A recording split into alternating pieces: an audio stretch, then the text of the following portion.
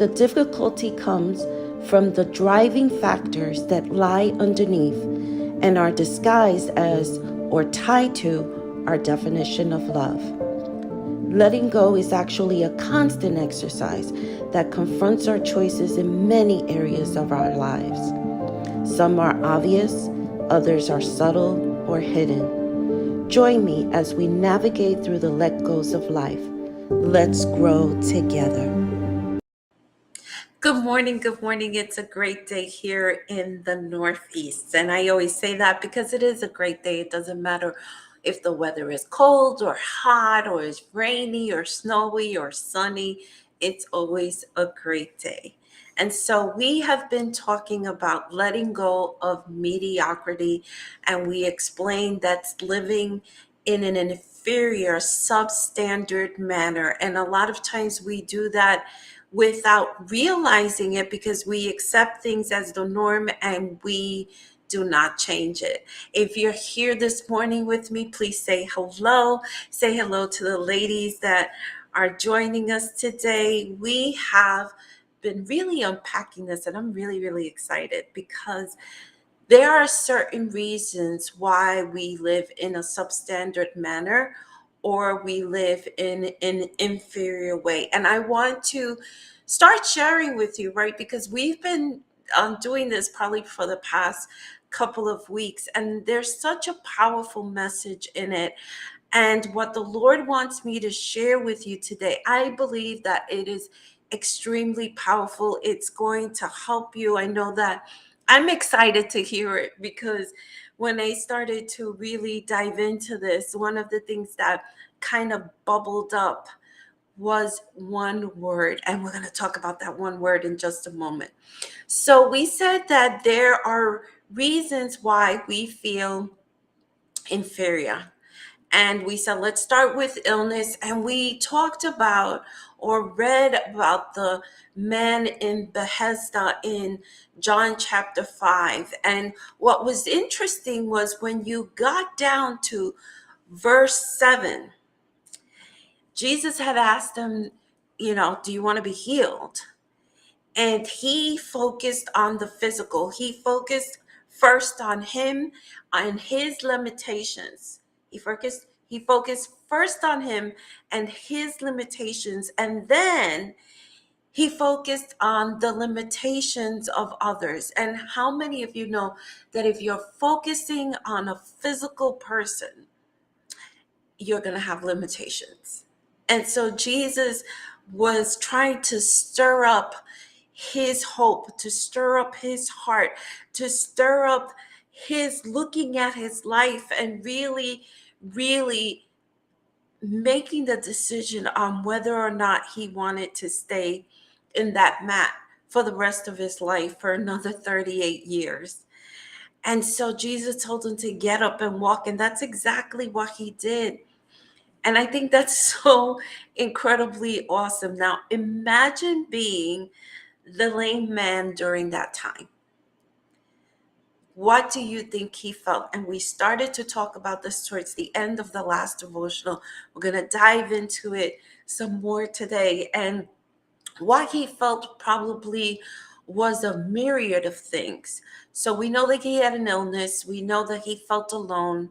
He may have felt unloved. He may have been bullied when he was young. He may have felt rejected or was rejected, but maybe by his even by his parents or his siblings, because obviously he was alone. He said, there's nobody who could take me and put me into the pool. So he was alone. He was probably abused, maybe by his parents, by his siblings, by people that didn't know him, that were in the street.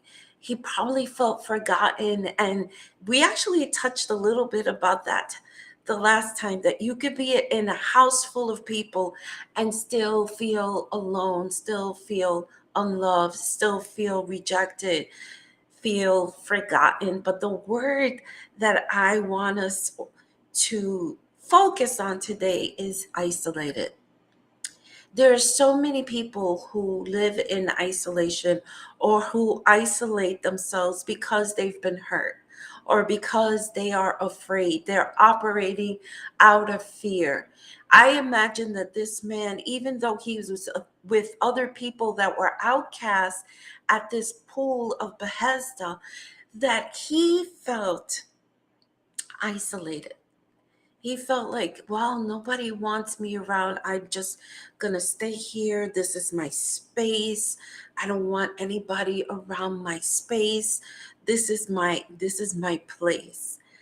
And so a lot of people do that in these days, especially after, the pandemic and being locked down. People have isolated themselves. They've isolated themselves because they still do not feel well.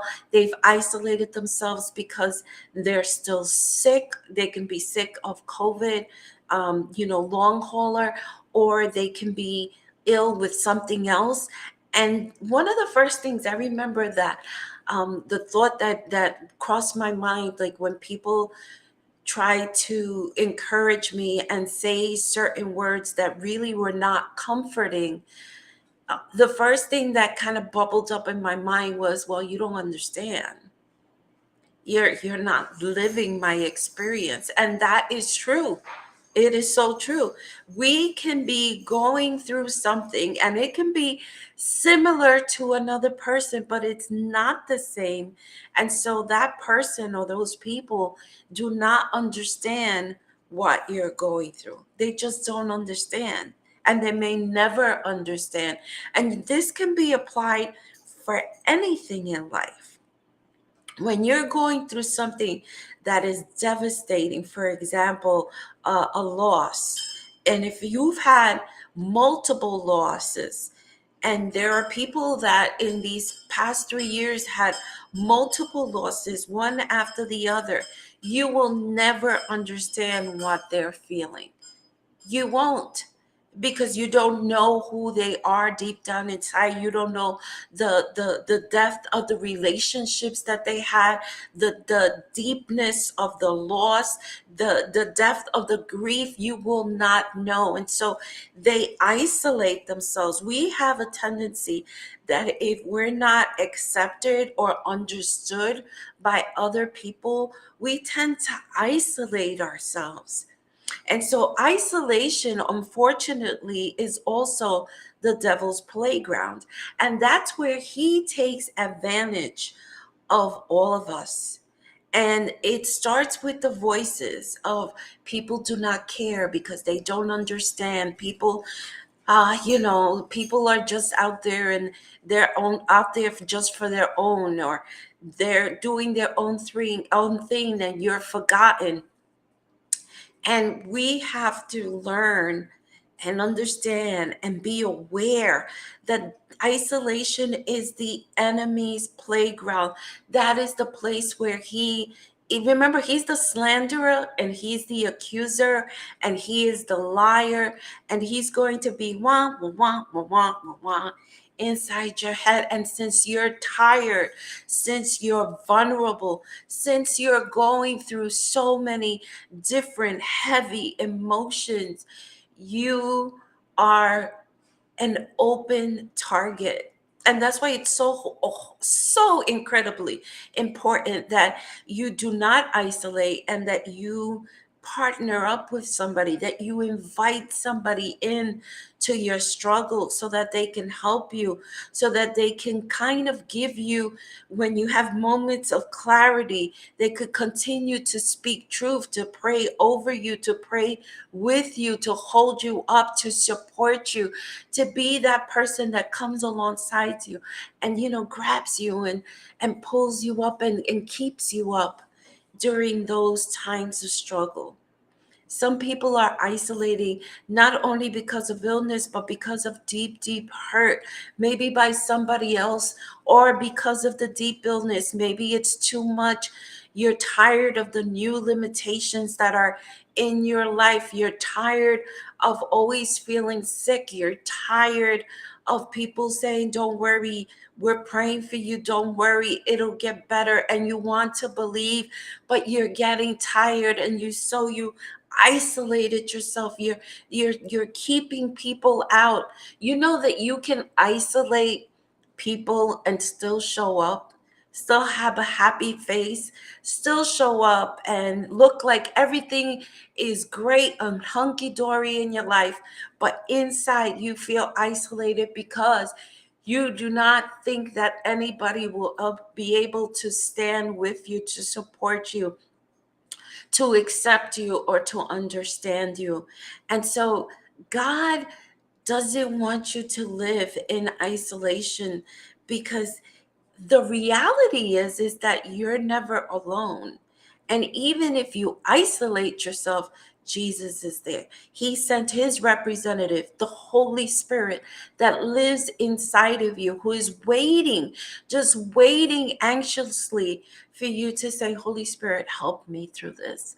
Help me to choose the right friend, the right person that I should align with, get together with for support, so that I don't feel isolated. Give me the right messages, the right songs, so that I can tune out the enemy's barrage of comments, the constant attack, the constant flamethrowing, so I could just turn it off, so that I could speak your word. And let me tell you, it is hard, but it's not impossible.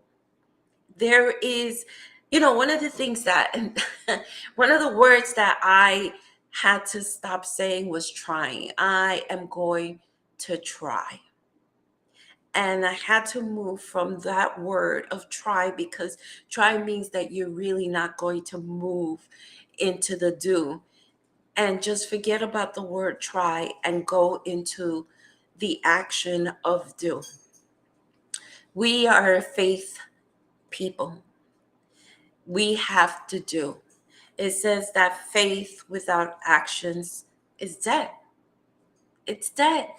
That means that you have to make the effort and say, I am going to do this, even though I don't feel like it, even though I'm not happy about it, even though I do not feel it, because a lot of us go by feeling, and God is not about feelings. He's about believing that moves you into faith, or faith that moves you into believing. They go vice versa, guys. No matter what, it requires you to have faith and to believe. Faith and to believe and to have faith. Faith is the evidence of things hoped for, right? Things hoped for.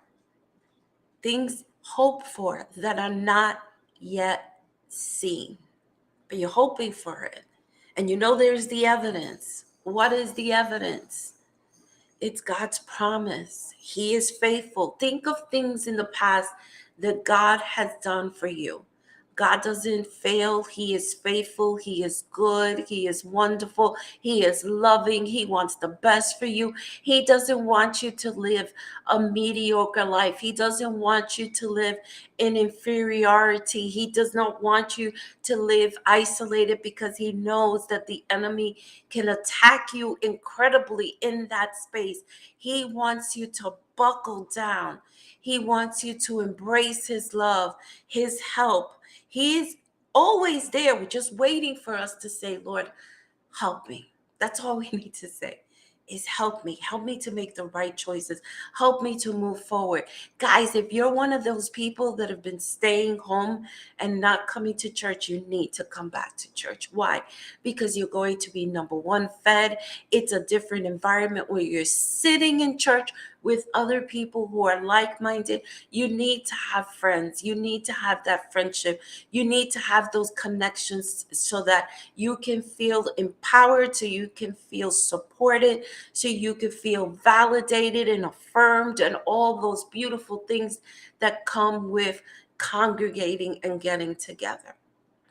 So God doesn't want you isolated. That is against his will. He wants you connected with him and connected with others. I got to tell you, this blessed me today. I don't know about you, but it has totally, completely blessed me today. Thank you for joining me today. Make sure you share this with your friends. Some of your girlfriends need to hear this today. I'll catch you here the next time we get together for devotionals. Love you, ladies. Have a fantabulous, fantabulous day.